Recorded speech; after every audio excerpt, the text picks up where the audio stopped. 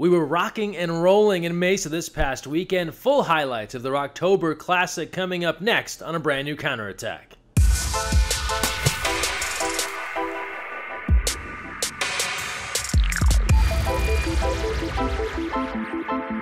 Hi everyone, Greg Mescall here. Thanks for joining us on the counterattack, brought to you by the Rudy Project and XX2I. And we start in Mesa, Arizona at the Kino Aquatic Center for the 2017 Rock-tober PCA 12 and Under Classic. This past Sunday, 4 different divisions crowned champs. Let's head down to the pool and get you caught up with all the highlights. We start things off first, Rock Division, first place game, Vanguard and Greenwich, West Coast versus East Coast. Low scoring first quarter, Vanguard's Phineas Palgsa scoring first, 1:58 left in the quarter, 1-0 Vanguard. Then Ethan Spoon outswims his opponent to pick up a stray ball and bury another for Vanguard. They're ahead 2-0. Skip ahead now, Greenwich gets on the board early in the second when Mark Lee uses his entire body to hurl the ball in. It's a 3-1 lead for Vanguard. 2 Greenwich goals and a Vanguard goal later make the score 6-4, and then Vanguard turns back to Spoon. He shovels in another tally, making it 7-4. Spoon converts on the penalty, then Ryder Dodd gets Vanguard's next 3 goals. Yes, the next 3 goals. It's a 12-4 lead for Vanguard. Last efforts for Greenwich here. Tyler Fahey on the dish from goalie Ryan Mealy, 12-6. But too much Vanguard in this one. They take first in the Rock Division, 12-6 afterwards. The goalkeeper, Tristan Whitmore, on the stress of being a goalie. It's a tough job out there. It's a lot of stress. It's pretty hard, but I feel like we've accomplished what our A team last year couldn't have done. Rock third place game, a San Diego showdown. Del Mar Water Polo A, San Diego Shores A, high scoring affair. Early on, San Diego's Angel Villa scoring to tie this game at 1 after his 2 minutes of gameplay. Then Del Mar's Max Fino gives his team the advantage. San Diego comes back with Curtis Bramley opening the second. Then Del Mar's Martin Setmari follows suit. He scores 6-3, Del Mar in front. San Diego on the comeback trail. Alex Goldman goes long range, and that's in the back of the net. It's a 1-goal game, 7-6. Then Austin Kahn gets the crowd cheering when he extends Del Mar's lead to 2, 9-7 Del Mar. Bonagiti one last attempt for San Diego into the corner, 12-10. But in the end, too much Del Mar. They get back-to-back penalty shots to end the game. Tough for any team to rally from that. Del Mar takes it 15-10. They've got the bronze. Ben McCauley joined us afterwards to talk about the big win. Well, it was a close game, and we had to pass the ball around at the end because we had the lead. We just fought for it. Our best guy got excluded, but we had the lead by then, and we just, I think, played smarter than them. Roll Division, first place, ORWP, Rose Bowl Red A. Here we go. ORWP starting off with a lead of 2-1. Then Andre Minasayan makes it 3-1 on the counter. After 2 goals from his teammate, Jonathan Agazarian does a pretty nifty alley-oop move here to make it 8-1. ORWP is cruising.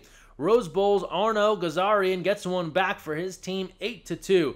After goals on each side, Rose Bowl's Arten Gazarian follows his brother's lead, all in the family, 11-4. ORWP's George Sarayan loses his cap, but not the ball. That's more important. And that's goal number 13 for ORWP. They're ahead 13-6. ORWP, they keep on rolling, scoring 3 more in the fourth. Here's the last from Zach Gazalian to seal the deal. They take it 16-6, gold in the Roll Division. Afterwards, the goalie, Narek Galamdarian, discussing why he thinks they won and his favorite part of this tournament. What can I say? We followed a plan, we followed through, and we got the win. Honestly, I think it's just hanging out with the entire team, working as a team, and the hotel. The hotel's pretty fun. Roll third place game, Mid-Valley taking on United Water Polo, an all-girls squad here in Rock-tober. We go right ahead to the fourth quarter. Mid-Valley's Justin Cam beats a tough defender to sink this one. It's an 8-3 lead, Mid-Valley. But the United girls, they're on the comeback trail. Keeper out, ball is in. It's an 8-4 game. Mid-Valley's Jaden Jometree. He'll rocket this shot into the back of the net. A 9-4 lead. Last attempt for United by Joey Niz. The shot attempt, keeper's there, but can't stop it. It's into the net, 9-5, but Mid-Valley did the job. They win this one, 9-5, and afterwards, Justin Cam talking about his team's time in Arizona. It feels really great. Like, you know, we've never came to Arizona before, and it's like a great experience. There's a lot of good teams here. Rhythm Division first place, Pride Water Polo Academy taking on Commerce. Commerce's Matthew Cassis opens up the scoring with a rocket of a shot here. Hard to stop. It's a 1-0 lead for Commerce. Pride's Lucia Notaro overpowers the defender here to drill this one. We're all even at 1 with 3:16 left in the first. Jordan Rodriguez ties the game at a 4-4. Commerce has come all the way back. Ella Wigan assisting Madeline Winters of Pride. They retake their lead 6-5. Then after a battle with the goalie, Wigan has an open path for the goal. It's an 8-5 lead as Pride has turned things around. Timothy Robles pushing the ball in for Commerce. Their final goal of the match after the strong start. Commerce ends with 6 goals. Later in the fourth, back-to-back goals from Winters. That's an 11-6 game. They tack on one more to make it 12-6. They'll take gold in the Rhythm Division. Colette O'Connor afterwards on Pride's confidence to win and her favorite part of Rock-tober. It was awesome. Like, we worked really hard and we knew that we could do it because we really worked for it. My favorite part was just honestly bonding with my team and becoming a better team as well. Rhythm third place, Del Mar Water Polo B taking on San Jose Almaden Water Polo. Kenneth Rice gets things going for the San Jose squad. They're in front 1-0 after this goal. Then Caden Rathsam of Del Mar is going to bounce the shot off the goalie's hand and into the goal. We're even at 1. Del Mar working their way back in this one. Panettiere to Clemens, and Del Mar now just within a goal. After back-to-back goals from Del Mar's Gavin Conant, San Jose's Jathan Dow goes with the unexpected lob. No one saw this one coming to make the score 9-6 as San Jose tries to hang around. Now we move ahead. 3 Conant goals make the score 15-8, but don't count Dow out. He goes from the long-range shot. It's a 15-9 game. Rice is back with his second goal of the match. It's a 19-11 game. Del Mar going to take this one 20-11. Afterwards, Conant and Scafidi discuss their thoughts on the competition. It felt good. I think we worked well as a team. We passed the ball around. We had some good outside shots. What about you? I think we played good man-to-man defense, and we played great as a team, and we worked together, and I think we played an all-out great game. Rime first place match. Thunder out of Texas taking on S&S Bruin. First period underway, and Callie Pfister scores Thunder's third goal of the match. It's a 3-0 lead early for Thunder. Now, second quarter, Thunder's Elena Ickert opens the second on the dish from Pfister to go up 5-1 over Bruin. After a goal from Thunder's Chase Dion closes the second, Bruins' Talon Marian comes back with a goal on the assist from Emmanuel Casquion. It's a 9-2 game. Last effort here by Bruin. James Peace the third on the dish from Alexander Weiserock. That's in, but it's Thunder's day here in the Rime Division. They win at 9-4. Afterwards, the celebration including this awesome rock cheer. You might know it from a familiar AC/DC song. And then we heard from Chase Dion, who talks about the significance of this Texas team competing with the best. It feels really good because California is a huge state for water polo, and we beat 2 teams from California, so it feels really good.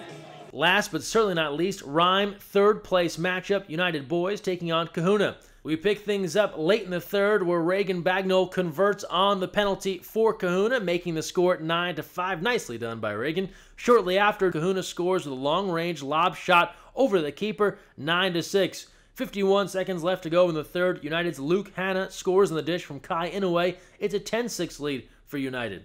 Long-range passing, and the beneficiary is United's Merrick Pilkington, and the team goes in front 11-6. Pilkington, he's at it again. A few fake-outs here before scoring another for the squad. 13-6, United takes it. They take bronze in the Rime Division. Post-game, we caught up with Liko Uno on his time at Rock-tober. It was pretty fun to win and get the medal. Having fun after the games and while the games were happening. Don't forget more exciting USA Water Polo action coming up this November. First, the Collegiate Cup in Fresno. Then, the week after, the Champions Cup in Bloomington, Indiana. We'll have highlights from all of these events right here on the Counterattack, and we'll be sharing schedule and roster information at usawaterpolo.org in the coming weeks. And from the Collegiate Cup, we turn to men's college water polo. Their season rolling right along towards the postseason. Still some conference action to be had. We start first in Los Angeles this past Saturday. televised on the Pac-12 network. It was Cal defeating UCLA 12-9, 3 goals for Odysseus Masmanides, powering the Bears in that battle of the teams that were 1 and 2 in the USA Water Polo National Collegiate Rankings. We'll get to that momentarily. From there, we go to Long Beach. Fantastic highlight to the 4th overtime. Austin Stewart converts this goal right here to push the 49ers over UC San Diego, 11-10 in sudden death overtime. Big score for Austin, big win for Long Beach State. That leads us into our Cap 7 college scoreboard. Stanford defeating Pepperdine 9-3, one of their 4 wins on the weekend for the Cardinal. USC keeps it rolling. They defeat UC Irvine 13-8. Brown edging Santa Clara 12-11. And then in SCIAC action, Whittier 1 goal better than Claremont Mud Scripps 8-7. And that leads us nicely into our USA Water Polo National Collegiate Rankings powered by the Freeman Rating System. Cal stays at 1. USC leapfrogging UCLA. They're in at 2. Bruins at 3. Stanford 4. Pacific 5. Long Beach State in at 6. Then Irvine, Davis, Santa Barbara, and Pepperdine rounding things out. We are starting to get things heated up here in men's college water polo as we inch towards November and postseason play. You can expect these rankings to change. More information at usawaterpolo.org. From there, high school water polo championship action this past weekend in Ohio. The girls' championship decided. Napoleon takes it over Upper Arlington 10-9 for Napoleon, their first title since 1999. Check out this fan celebration.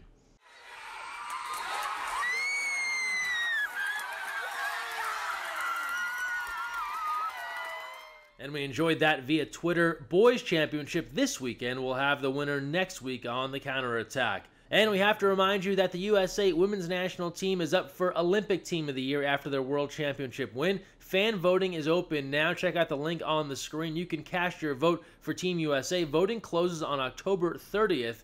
They'll announce the awards in November at the Team USA Awards held at UCLA on November 29th. We caught up with Team USA's owner Rachel Fattal to give her thoughts on what it might mean to win for Team USA. I mean, being nominated for Team of the Year is an amazing thing. We were nominated last year as well, I believe, and it's just so cool that our sport can get recognized and can get recognized on such a high level is absolutely amazing, and it's going to do great things for the growth of this sport, and our team is stoked to even be up there with great teams like soccer and whatnot. It's amazing. And last but not least, let's talk membership renewal. It starts November 1st, and you can lock in 2017 pricing and get yourself set up for a membership through the end of 2018 by renewing starting November 1st. Full details will be available at usawaterpolo.org. Appreciate all of our USA Water Polo members. Don't miss out on your chance to renew early. Now we close things out as we do every week with our social media send-off. It's a good one this week, chock full of all kinds of fun from the water polo universe. It's the best of what you're sharing online. Use the hashtag counterattack, tag us at USAWP. We'll share your tweets, your posts right here. First, in New York City, Maggie Steffen's a finalist for the Women's Sports Foundation Sportswoman of the Year. Ashley Johnson winning last year. Maggie not a winner. Congrats to Katie Ledecky and Maya Moore on winning. But Maggie there with some impressive company, sharing this on her Twitter account. And from there, we head out to Michigan. My man Mitch Fountain and the Splash Ball crew taking off. He shares this via his Twitter account. Love to see the game growing in Michigan. Shout out to Jesse Smith, the 4-time Olympian, went into the Pepperdine Hall of Fame. That's where he played his college ball earlier this month. Speaking of Jesse, he's doing great things supporting the CA Foundation and adaptive athletes. And he's joined by the big man, the great Bill Walton. Check out this post via Jesse's Instagram page.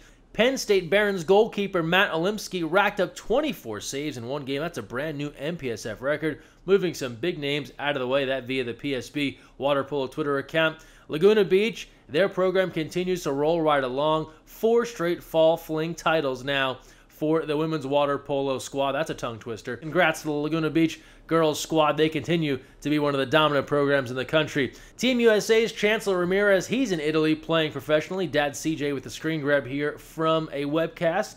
Good luck to Chancellor playing professionally in Europe. Masters athletes, heads up, check out ESPNW profiling Debbie Kavanaugh. Got back in the game in her late 40s, and all she does is win championships with the Fighting Flamingos. We head back to Mesa, where the referees, well, they were rocking and rolling too. Jim Cullingham sharing this on his Twitter account. Yukon Club Water Polo, finally, they got the dub. 6 years in the making. Their first win, that's gotta be a relief. Congrats, Yukon. To Cincinnati, not a flop Friday, but a weekend whip. This is a new one. Check it out.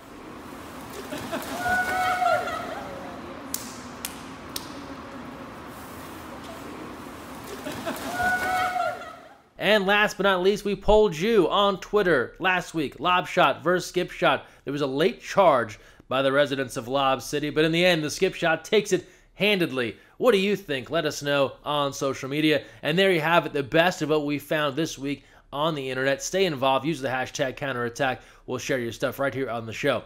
That'll do it this week. Don't forget, when you're on the counterattack, even if you're thinking lob or skip, make sure you look weak side.